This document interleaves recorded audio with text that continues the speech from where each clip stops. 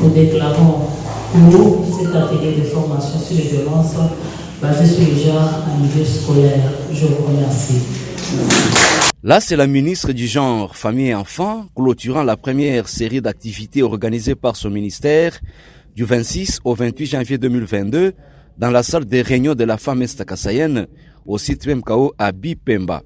Madame Eugénie Chilanda, dont la renommée prend de l'ampleur au Kassai oriental, s'est voulue rassurante. Ouvert par la gouverneure de province, Jeannette Longa Moussouamba, l'atelier de formation a concerné les sensibilisateurs, hommes et femmes, triés des différentes structures et organisations féminines au Kassai oriental. Ils sont suffisamment outillés sur les abus sexuels dans le milieu scolaire et communautaire, et ce, sous financement de l'UNFPA, volet appui à la lutte et à la prévention contre l'exploitation et abus sexuels en milieu scolaire. Des modules très riches tour à tour exploités par la ministre des tutelles, Eugénie Chilanda, sur les violences basées sur le genre en milieu scolaire, son collègue de l'éducation, professeur Lazare Chipinda Kassonga, sur les facteurs favorisant les violences sexuelles, les facteurs favorisant les violences sexuelles et enfin le chef de bureau Tarsis Mwamba sur la masculinité positive. Quelles sont les finalités attendues de cet exercice? C'est la question que nous avons posée à Madame Josiane Mouleka, experte en genre, modératrice de cet atelier. Parce que nous voulons arriver d'ici 2024 à réduire d'au moins 10% des violences faites aux enfants dans les milieux scolaires, surtout les filles, les garçons y compris. Ce projet a plusieurs étapes. Aujourd'hui, c'est le briefing avec les sensibilisateurs que nous allons déployer sur terrain le 1er février. Ils vont travailler et par après, nous allons faire les suivis. Et après le suivi, nous allons former une fois encore les leaders communautaires.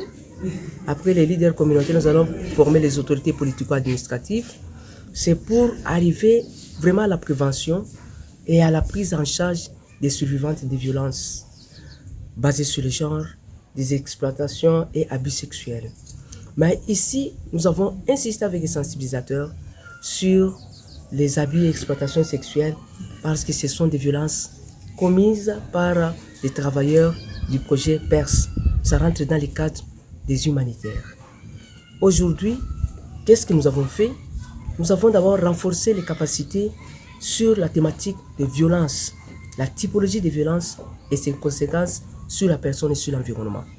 Il a été aussi question de parler de la différence entre les violences basées sur les genres qui sont des 6 types, comme vous le connaissez, des violences sexuelles, des violences verbales, psychologiques ou émotionnelles, des violences physiques, économiques.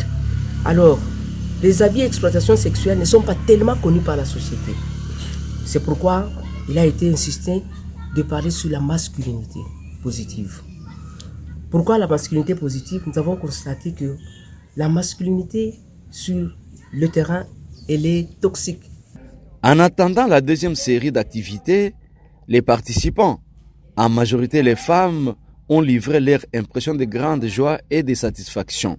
Notre présence ici au PMKO, aujourd'hui c'est le 3e jour, le dernier jour de la formation que nous avons réussi sur l'atelier de formation des sensibilisateurs sur les EAS, exploitation et abus sexuels, violences basées sur les genres, harcèlement sexuel en milieu scolaire. Alors la formation avait pour objectif, si je peux bien le dire général, c'est de contribuer à la prévention des EAS, violences basées sur le genre, harcèlement sexuel en milieu scolaire. Alors la formation a ciblé 50 sensibilisateurs, des ONG féminines en moyenne de 2 par structure. Alors comme je viens de le dire, aujourd'hui nous sommes le dernier jour de la formation. D'ici peu, nous serons sur le terrain pour sensibiliser.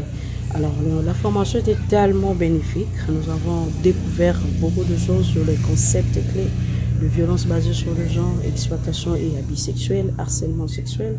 Et nous avons aussi compris la méthodologie à suivre, comment prévenir cela dans notre communauté et puis en milieu scolaire. Pourquoi? Parce que ça a été constaté qu'il y avait beaucoup d'abandon des élèves, surtout des filles qui abandonnaient le parcours scolaire faute des enseignants. Il y a beaucoup des élèves filles qui ont subi des harcèlements. Ils ont même abandonné les écoles à cause de certains enseignants. Alors, sur ces, on ne pouvait pas regarder, regarder ces fléaux comme ça. Le souci était de vulgariser surtout les études de la jeune fille. Donc, c'est vraiment ça. Kuimanyikisha chinyangu chigichumweka chenzeka habamamu ni hansonga mikaji angwa tukala bakufeka mutere nitu hatula bijibu batuminyishe bibo kubitanga lejila bakwabo bwane chinyangu chichima na balu kinchimpa to chigichinyangu musoko. Nous avons appris les concepts de VBG pour le premier jour ainsi que la prise en charge pour le VBG et l'exploitation et abus sexuels. Et troisième module ou troisième exposé, nous avons vu la masculinité positive et les facteurs néfastes favorisant le VBG et les EAS. Ainsi, après avoir suivi cette formation, je suis à mesure de descendre maintenant sur terrain dans différentes zones de santé pour sensibiliser dans des écoles, dans le milieu public ainsi que dans des églises sur le VBG et l'exploitation et abus sexuels. Toutes les organisations ont désormais un plan d'action à mener. Bien conçu, la lutte est engagée.